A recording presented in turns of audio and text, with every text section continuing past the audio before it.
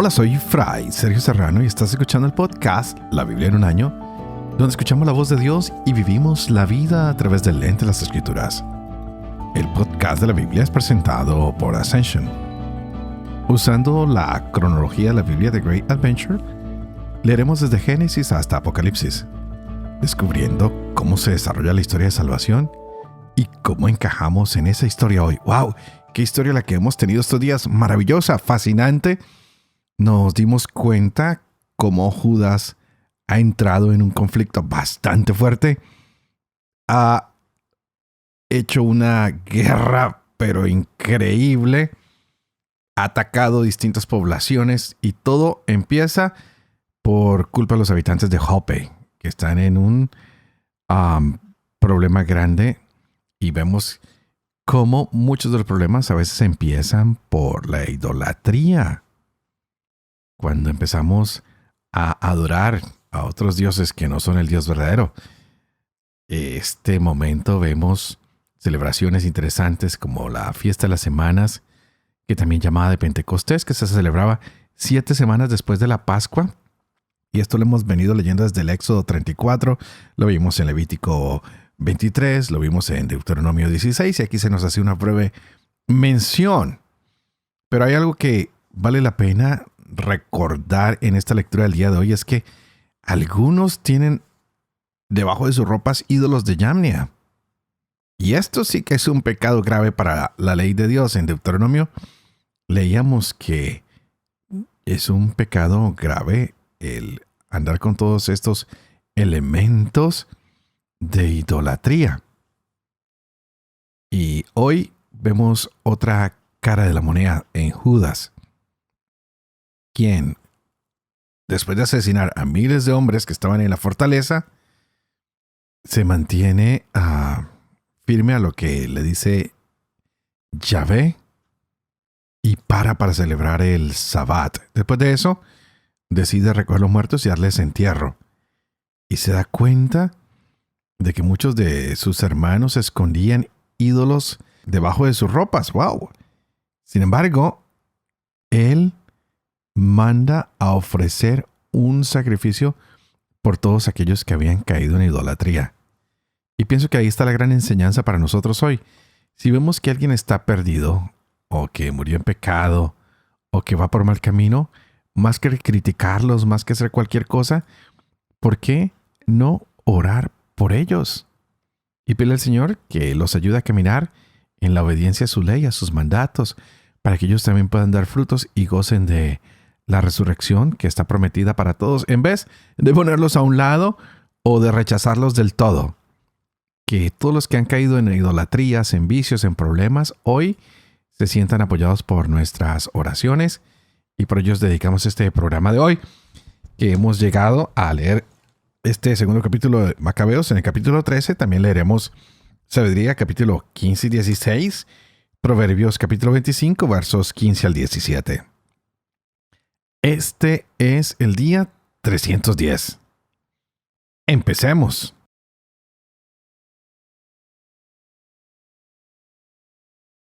Dos Macabeos, capítulo 13. El año 149, los hombres de Judá se enteraron de que Antíoco Eupator marchaba sobre Judea con numerosas tropas y que con él venía Lisias, su tutor y encargado de los negocios, cada uno con un ejército griego de 110,000 infantes, 5,300 jinetes, 22 elefantes y 300 carros armados de hoces. También Menelao se unió a ellos e incitaba muy taimadamente a Antíoco, no por salvar a su patria, sino con la idea de establecerse en el poder. Pero el rey de reyes excitó la cólera de Antíoco contra aquel malvado. Lisias demostró al rey que aquel hombre era el causante de todos los males. Y Antíoco ordenó conducirlo a Berea y darle allí muerte según las costumbres del lugar. Hay en aquel lugar una torre de 50 codos llena de ceniza, provista de un dispositivo giratorio en pendiente por todos los lados hacia la ceniza. Al reo de robo sacrílego o al que ha perpetrado algún otro crimen horrendo. Lo suben allí y lo precipitan para su perdición. y con tal suplicio murió aquel inicuo Menelao, que ni siquiera tuvo la suerte de encontrar la tierra que lo recibiera. Y muy justamente fue así, pues después de haber cometido muchos pecados contra el altar, cuyo fuego y ceniza eran sagrados, en la ceniza encontró la muerte. Marchaba pues el rey embargado de bárbaros sentimientos, dispuesto a mostrar a los judíos peores cosas que las sucedidas en tiempo de su padre. Judas, al saberlo, mandó a la tropa que invocara al Señor día y noche, para que también en esta ocasión, como en otras, vinieran ayuda de los que estaban a punto de ser privados de la ley, de la patria y del templo santo, y no permitiera que aquel pueblo, que todavía hacía poco había recobrado el ánimo, cayera en manos de paganos de mala fama. Una vez que todos juntos cumplieron la orden y suplicaron al Señor misericordioso con lamentaciones y ayunos y postraciones durante 3 días seguidos, Judas los animó y les mandó que estuvieran preparados. Después de reunirse en privado con los ancianos, decidió que antes que el ejército del rey entrara en Judea y se hiciera dueño de la ciudad, salieran los suyos para resolver la situación con el auxilio de Dios. Judas, dejando la decisión al Creador del mundo, animó a sus hombres a combatir heroicamente hasta la muerte por la causa de las leyes, el templo, la ciudad, la patria y las instituciones, y acampó en las cercanías de Modín. Dio a los suyos como consigna victoria de Dios, y atacó de noche con lo más escogido de los jóvenes la tienda del rey. Mató en el campamento a unos 2,000 hombres, y los suyos hirieron al mayor de los elefantes junto con su conductor. Llenaron finalmente el campamento de terror y confusión, y se retiraron victoriosos cuando el día despuntaba. Todo ello sucedió gracias a la protección que el Señor había brindado a Judas. El rey, que había aprobado ya la osadía de los judíos, intentó alcanzar las posiciones con estratagemas. Se aproximó a Bet-Sur, plaza fuerte de los judíos, pero fue rechazado, derrotado y vencido. Judas hizo llegar a los de dentro lo que necesitaban. Pero Rodoco, uno del ejército judío, revelaba los secretos a los enemigos. Fue buscado, capturado y ejecutado. El rey parlamentó por segunda vez con los de Bet-Sur, dio y tomó la mano, y luego se retiró. Atacó a las tropas de Judas y fue vencido. Supo entonces que Filipo, a quien había dejado en Antioquía al frente de los negocios, se había sublevado. Consternado llamó a los judíos, se avinó a sus deseos y prestó juramentos sobre todas las condiciones justas. Se reconcilió y ofreció un sacrificio, honró al santuario y se mostró generoso con el lugar santo. Prestó buena acogida a Macabeo y dejó a Gemónides como estratega desde Tolemaida hasta la región de los Guerraínos. Salió hacia Tolemaida, pero los habitantes de la ciudad estaban muy disgustados por este tratado. Estaban en verdad indignados por los acuerdos que ellos querían abolir. Lisias subió entonces a la tribuna e hizo la mejor defensa que pudo. Los convenció y calmó y los dispuso a la benevolencia. Luego partió hacia Antioquía. Así sucedió con la expedición y la retirada del rey.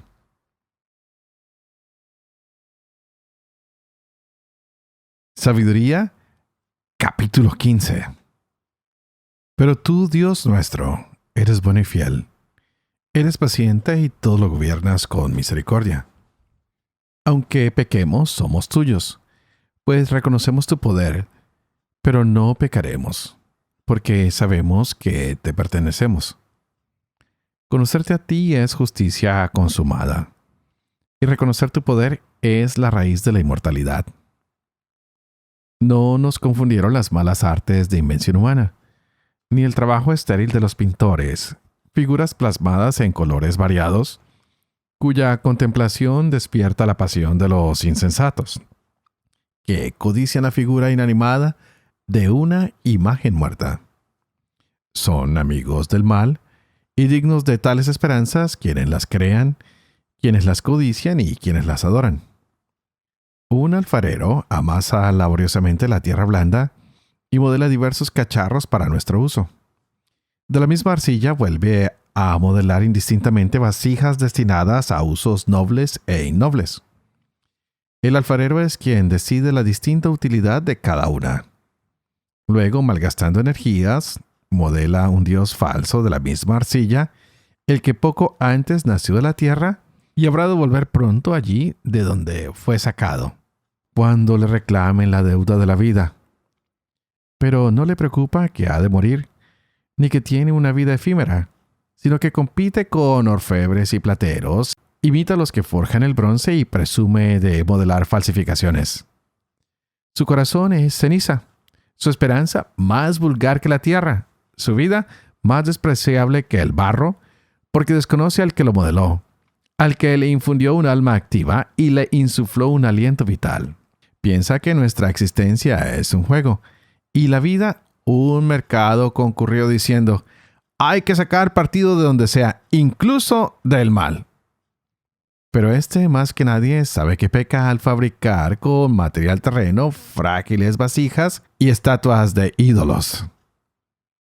Pero los más insensatos de todos, y más ingenuos que el alma de un niño, son los enemigos que oprimieron a tu pueblo. Pues tuvieron por dioses a todos los ídolos de los gentiles, que no pueden valerse de los ojos para ver, ni de la nariz para respirar, ni de los oídos para oír, ni de los dedos de sus manos para tocar, ni de sus pies torpes para andar. Porque los hizo un hombre, los modeló quien tiene el espíritu prestado, y ningún hombre puede modelar un Dios semejante a él. Siendo mortal, produce con sus manos impías un ser muerto. Pero él vale más que los objetos que adora, ya que él tiene vida, pero estos jamás. Adoran además a los bichos más repugnantes, que superan en estupidez a todos los demás y ni siquiera poseen la belleza de los animales, cuyo aspecto atrae, pues quedaron excluidos de la aprobación y bendición de Dios. Por eso fueron justamente castigados por semejantes seres y atormentados por plagas de bichos. En lugar de este castigo, favoreciste a tu pueblo, y para calmar su hambre, les preparaste como alimento un manjar exquisito, codornices, para que ellos, con ganas de comer, perdieran el natural apetito, asqueados de los bichos que les enviabas. Mientras estos, tras una privación pasajera, saboreaban un manjar exquisito. Pues era preciso que aquellos opresores sufrieran una hambre irremediable, mientras a estos bastaba con mostrarles cómo eran atormentados sus enemigos. Incluso cuando les sobrevino la furia terrible de las fieras y perecían mordidos por serpientes sinuosas, tu cólera no duró hasta el final. Con escarmiento se vieron molestados por poco tiempo, pues tenían un signo de salvación para recordar los mandamientos de tu ley. El que lo miraba se curaba, no por lo que contemplaba, sino por ti, Salvador de todos. Con esto convenciste a nuestros enemigos de que tú eres quien libra de todo mal. Ellos morían por las picaduras de langostas y moscas, sin encontrar remedio para su vida, pues merecían ser castigados por tales bichos. Pero contra tus hijos nada pudieron los dientes de serpientes venenosas, pues tu misericordia acudió a sanarlos. Las mordeduras, pronto curadas, les recordaban tus palabras, para que no cayeran en profundo olvido y se vieran excluidos de tus beneficios. No los curó hierba ni cataplasma, sino tu palabra, Señor, que todo lo sana. Pues tú tienes poder sobre la vida y la muerte. Haces bajar a las puertas del abismo y haces subir. El hombre, en cambio, puede matar con su maldad, pero no puede devolver el espíritu que se fue, ni liberar al alma del abismo. Es imposible escapar de tu mano. Los impíos que no querían conocerte fueron castigados con la fuerza de tu brazo. Los persiguieron lluvias insólitas, granizadas y aguaceros implacables, y el fuego los devoró. Y lo más sorprendente era que el fuego ardía más en el agua, que todo lo apaga, pues el cosmos es defensor de los justos. Unas veces las llamas amainaban para no abrazar a los animales enviados contra los impíos, y para que al verlos comprendieran que los impulsaba el juicio de Dios. Otras veces, aún en medio del agua, ardían más intensamente que el fuego para destruir los frutos de una tierra injusta. A tu pueblo, por el contrario, lo alimentaste con manjar de ángeles. Y les mandaste desde el cielo un pan preparado sin fatiga, que producía gran placer y satisfacía todos los gustos. Este sustento mostraba tu dulzura para con tus hijos, pues se adaptaba al gusto del que lo tomaba y se transformaba en lo que cada uno quería. Nieve y hielo resistían al fuego sin fundirse, para que supieran que el fuego destruía las cosechas de sus enemigos, ardiendo entre el granizo y resplandeciendo entre la lluvia. En cambio, se olvidaba de su propio poder, para que los justos pudieran alimentarse. Porque la creación, sirviéndote a ti, su creador, se endurece para castigar a los injustos y se modera para favorecer a los que confían en ti. Por eso, también entonces, adoptando todas las formas, servía a tu generosidad que a todos sustenta conforme al deseo de los necesitados, para que aprendieran tus hijos, queridos Señor, que no es la variedad de frutos lo que alimenta al hombre, sino que es tu palabra la que mantiene a los que creen en ti. Porque lo que el fuego no llegaba a consumir, se derretía simplemente al calor de un tenue rayo de sol, para que supieran que hay que adelantarse al sol para darte gracias e ir a tu encuentro al rayar el alba. Pues la esperanza del ingrato se derrite como escarcha invernal y se escurre como agua inútil.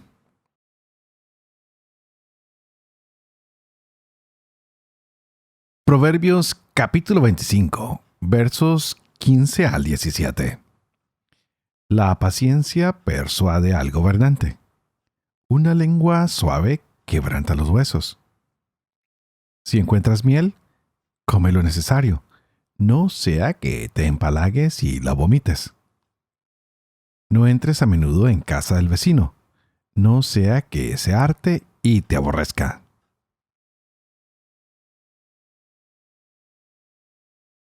Padre de amor y misericordia, tú que haces elocuente la lengua de los niños, educa también la mía, e infunde en mis labios la gracia de tu bendición, Padre, Hijo y Espíritu Santo. Y a ti te invito para que juntos le pidamos al Señor que hoy nos llene de su sabiduría y de su amor, que nos llene de su Espíritu Santo, abriendo nuestra mente y nuestro corazón para que podamos entender esta hermosa palabra que se nos ha regalado. Y ¡wow! Ya estamos llegando al final de este periodo y vemos que cuando la gente termina de orar, están llenos de misericordia con esas lágrimas, con sus ayunos que se han postrado ante el Señor durante 3 días, y Judas les va ordenando que se preparen. ¡Wow! ¿Llegará la paz con Antíoco? Bueno, pues no sabemos por qué el rey es tutor de Lisias y que han roto este pacto firmado con Judas. Pero esto va a ayudar a que Judas Macabeo llegue a vencer al rey mismo y a su tutor Lisias.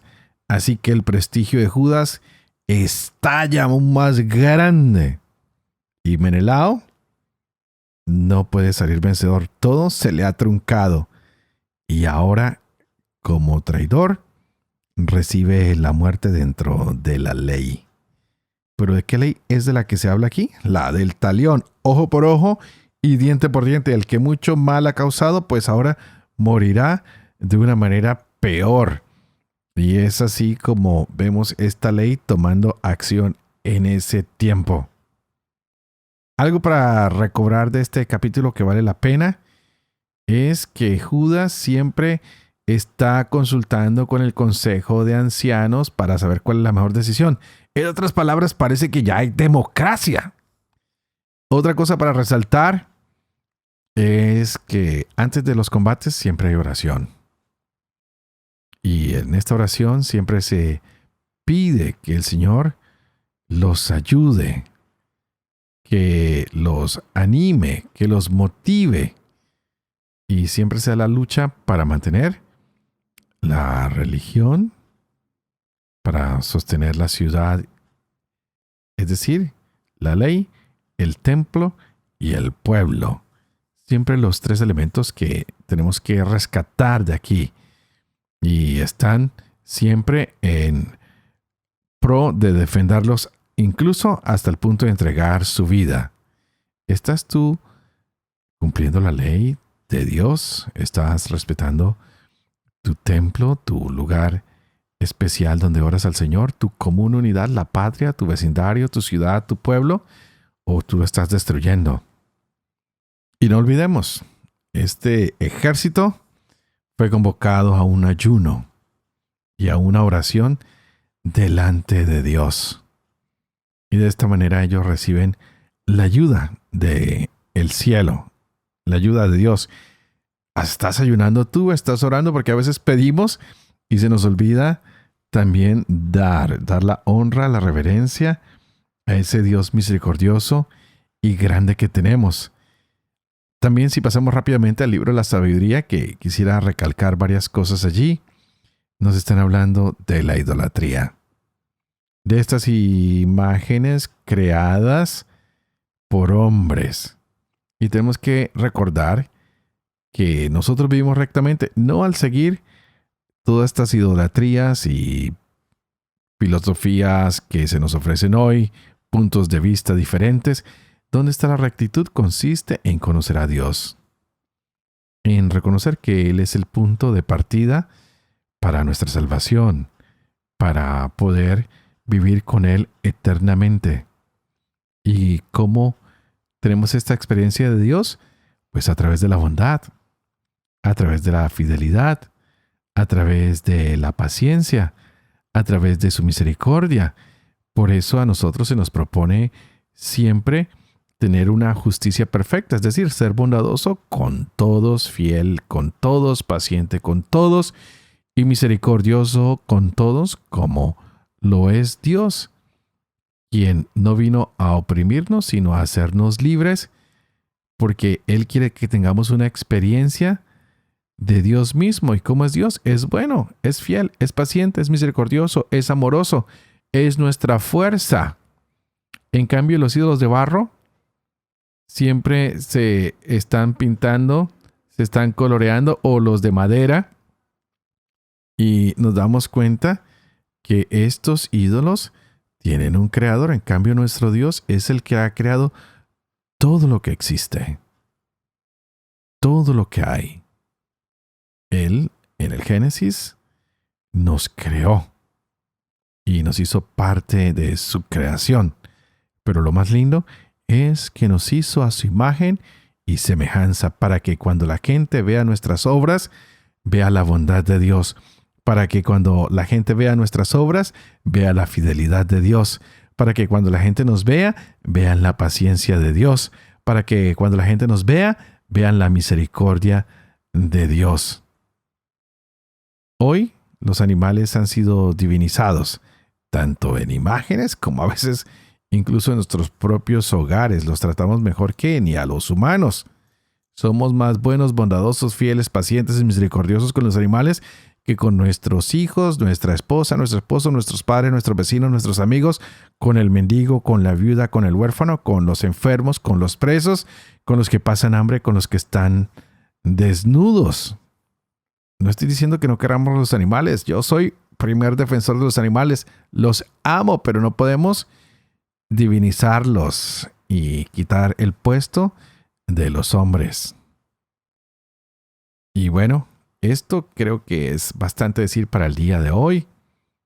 Pidámosle hoy al Señor que su mensaje siga siendo actual.